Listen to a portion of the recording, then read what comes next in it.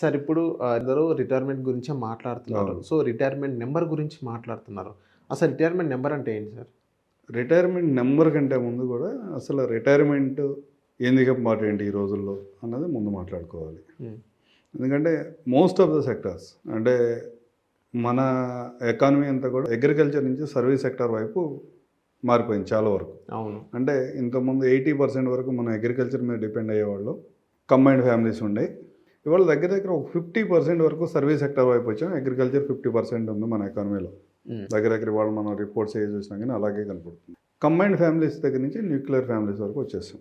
ఇద్దరు పిల్లలు లేకపోతే ఒక్క పిల్ల అనే స్టేజ్కి వచ్చింది. లైఫ్ సైకిల్లో మనం మ్యూచువల్ ఫండ్ డిస్ట్రిబ్యూటర్స్ కానీ, ఫైనాన్షియల్ ప్లానర్స్ కానీ, లేకపోతే ఇంకా ఎవరైనా ఫైనాన్షియల్ అడ్వైజర్స్ ఎవరైనా కానీ ఎక్కువ రిటైర్మెంట్ గురించే మాట్లాడుతున్నాం. అంటే లైఫ్ సైకిల్లో మిగతా ఇంపార్టెంట్ కెరీర్ చాలా గోల్స్ చాలా ఉంటాయి కదా. ఎర్లీగా చిల్డ్రన్ ఎడ్యుకేషన్ ఉంటుంది, లేకపోతే వెకేషన్స్ ప్లాన్ చేస్తూ ఉంటాం కదా, వెకేషన్స్ గురించి మాట్లాడాలి కదా, లేకపోతే ఒక ప్రాపర్ ఎసెట్ బై చేయడం కోసం ఒకటి మంచి డ్రీమ్ హౌస్ ఏదైనా కొనడానికి ఎలా ప్లాన్ చేసుకోవాలి, ఇట్లా రకరకాల గోల్స్ ఉంటాయి లైఫ్ సైకిల్లో. వీటన్నిటిని వదిలేసి మీరు ఎందుకు రిటైర్మెంట్ గురించి మాట్లాడుతున్నారు అనేది పెద్ద క్వశ్చన్ మార్కెట్లో. ఎందుకు రిటైర్మెంట్ గురించి మాట్లాడుతున్నారంటే సార్, మన అట్మాస్ఫియర్ చూసుకున్నా, మన విలేజ్ వాతావరణం చూసుకున్నా, ఒకప్పుడు పెద్దవాళ్ళు ఎలా ఉండాలంటే వాళ్ళ ప్రతి రూపాయిని దాచుకుంటా ప్రతి రూపాయిని నెక్స్ట్ జనరేషన్ కోసం దాస్తూ ఉండేవాళ్ళు. అవును.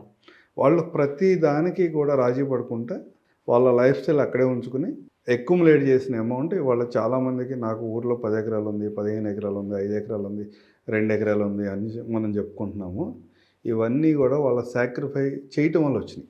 కానీ ఇవాళ మన లైఫ్ స్టైల్ ఎలా ఉందో ఆలోచించండి. మనం ఎంతవరకు మన అవసరాలకు రాజీ పడుకుంటా మన లైఫ్ స్టైల్ని లీడ్ చేస్తున్నామో ఆలోచించండి. రాజీ పడుతున్నామా?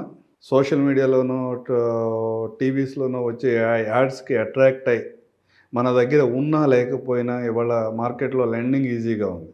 బ్యాంక్స్ నుంచి కానీ, ఎన్బిఎఫ్సిస్ నుంచి కానీ, లేకపోతే లోన్ యాప్స్ నుంచి కానీ. అవసరాన్ని ప్రాపర్గా అసెస్ చేసుకోకుండా మనం డబ్బుల్ని విపరీతంగా మిస్యూజ్ చేసుకుంటూ ఉన్నాం. లేదా మనం కూడా ఇవాళ సాక్రిఫై మోడ్లో ఉన్నాము.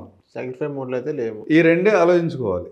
సాక్రిఫై మోడ్లో ఉండి ఎకరాలకు కూడబెట్టిన వాళ్ళు కూడా ఇవాళ కూడా వాళ్ళ లైఫ్ స్టైల్ని చాలా లిమిటెడ్ చేసుకుని, అంటే ఒక రకంగా మాట్లాడితే మెడికల్ అవసరం వచ్చినా కానీ అంత తొందరగా పరిగెత్తకుండా